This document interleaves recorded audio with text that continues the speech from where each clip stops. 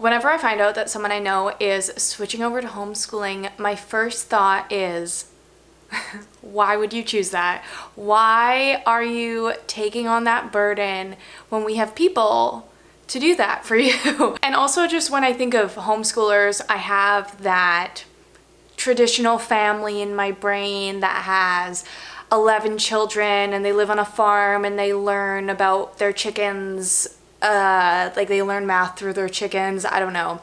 And like obviously that's not what homeschooling is, but I feel like that's just been so ingrained in me for so long, and kind of the stigma around it has always been these weird big families shunning the schooling system. Recently through TikTok and just other media, I've been exposed to more types of homeschooling, more families doing it, more reasons why families do it, because it's not always so serious and like against the system, I guess. God gave me the responsibility of being their mother, so I will protect them from the woke agenda. Nature is the true teacher of all things. My kid is way too smart for public school. No, what time does school start? Oh no, we're not getting up that early. But if you're at school all day, then how do we play all day? Who wants to go see Grandma Lisa in Arizona for a month? But what really made me want to look further into this was when I found out that homeschooling has, or the number of children being homeschooled has doubled since 2020, and in more than just conservative Christian families. In this graph of the percentage increase of homeschool students since 2017, you can see that the states with the highest growth of homeschooling is actually in liberal states, because homeschooling has, again, always had the stigma of being Christian, conservative families. So why are the liberals jumping on board? Like, I wanted to know what was going on. Along with the change in diversity in the homeschool community, the rate of people signing their kids up for homeschooling has been just as surprising. I don't know if you've been keeping up with the news on the boom of homeschooling, but even if you haven't, you probably have been feeling it in your life, maybe. I don't know. I feel it in my life where people I know who grew up in the public system, the private school system, are now choosing to homeschool their children.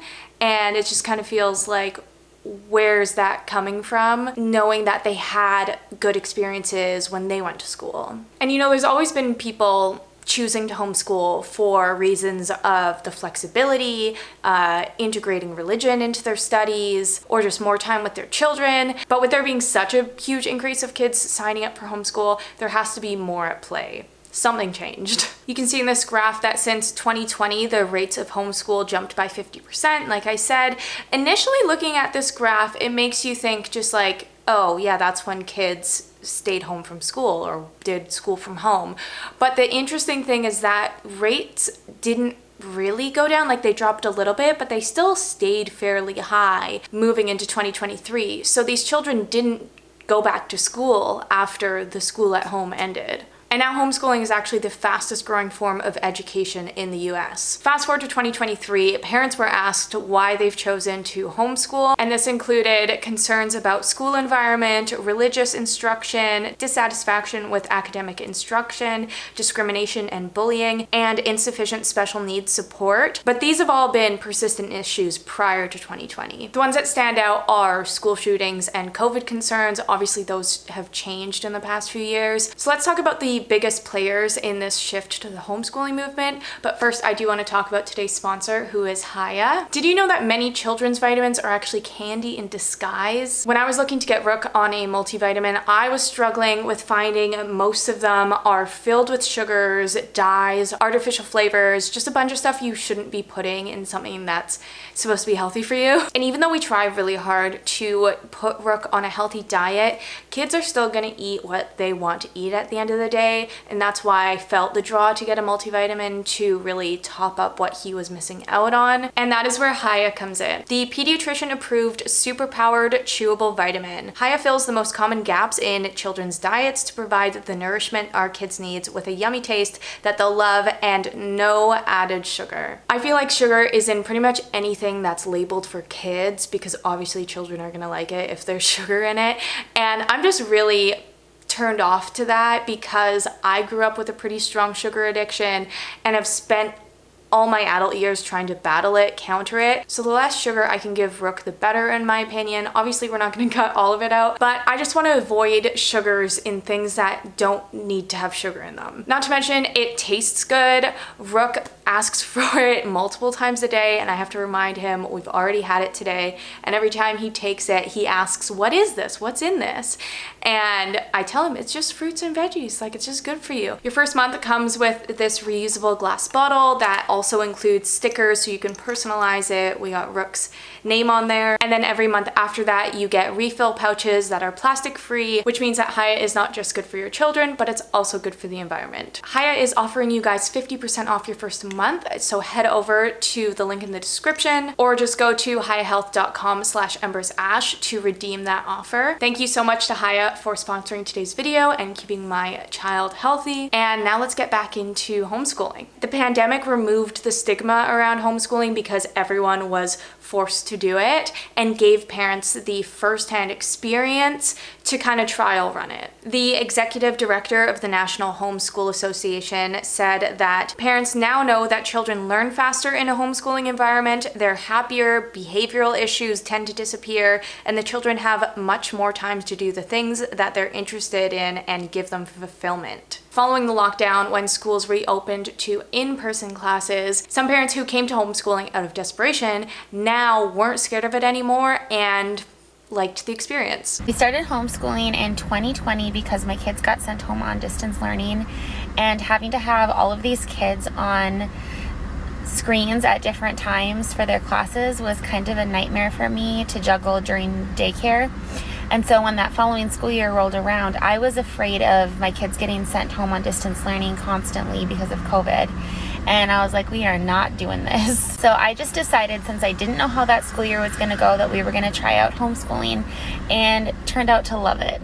And on top of that, as we all know, the pandemic did create a lot of distrust in the government, whichever side you were on. Families who were once happy to have their government take such a strong role in their children's education now were a bit wary of it because they weren't so confident in the choices the government was making in other places. And it's because it was unprecedented times, right? No one knew what was right, what was wrong. I feel like we still don't really know in a lot of ways. The president of the Mississippi Home Educators Association says that some folks thought the school systems weren't doing enough to prevent COVID, while others thought the school systems were doing too much. So whichever side you were on, people were upset and took their kids out of school. On top of the parents who were already, like I said, at that tipping point, thought it might have been a good idea before COVID and got pushed into it, there was also parents who flipped a switch and all of a sudden saw this as a viable option because COVID led to the burst in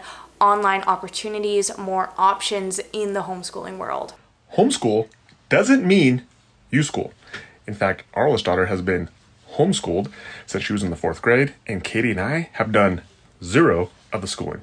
So our public school has an online charter school where our oldest daughter gets taught by a teacher behind a Zoom screen, and she starts class at 8:30 a.m. just like everybody else does. But here's the kicker. Guess how long she goes to school for?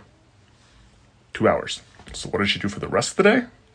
She gets to hang out with her family. There was already an interest in education technology prior to 2020, but since then it spiked as companies saw the opportunities to provide solutions that allow parents to take control of their children's learning. And the annual private investment in education technology increased from $500 million in 2010 to $10 billion last year, 2022. So let's talk about all the options that these homeschoolers have now. There's hybrid learning, which I think is one of the oldest kind of options from the 1990s, where your children are at home most of the time, your primary teacher is your parent, but you also have school options, like once a day you go into school, do some learning with other homeschool kids in a way to supplement your learning. There's also pods where usually 2 to 3 families come together to help teach all the children. It's usually not a teacher, but a parent who's taken on that role as a teacher. I assume this is great to relieve the load, like maybe every parent takes a turn teaching each week, something like that. And then there's micro schools, which are kind of like small private schools, usually around 15 kids of a range of ages, but in micro schools you do have a professional and educated teacher teaching the children, not at a home but a rented out space, something like that. And this system allows all-day supervision so the parents can actually go work full-time, which is a really cool option, while the children are still homeschooled. One resource that has really grown since the pandemic is OutSchool. It's kind of like a marketplace of classes that kids and teens can take online with Zoom and flexible classes taught by, again, experienced professionals.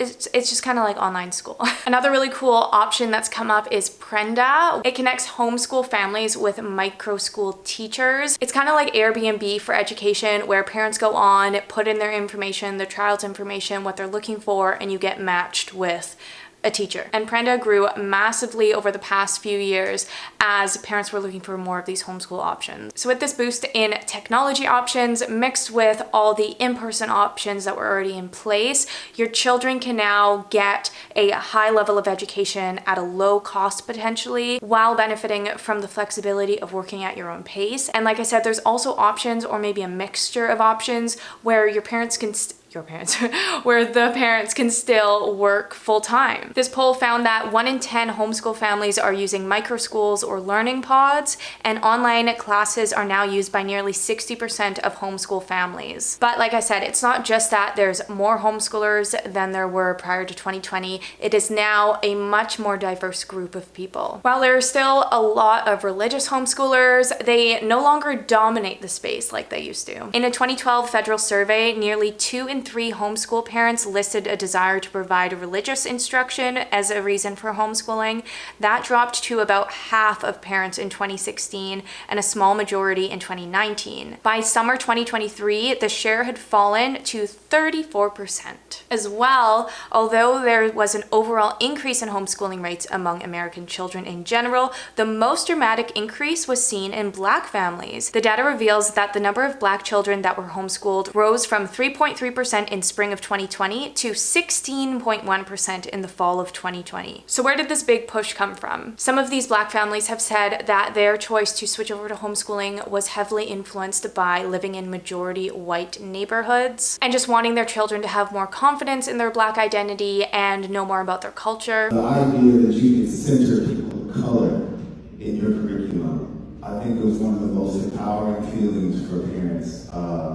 Particularly Black parents, when we were so often relegated to a couple of paragraphs or maybe a chapter. And it's so interesting because I'm Black all year long, right? We got Black History Month coming, and a lot of folks are, scrambling to find curriculum to fit in this little time frame. But the reality is my existence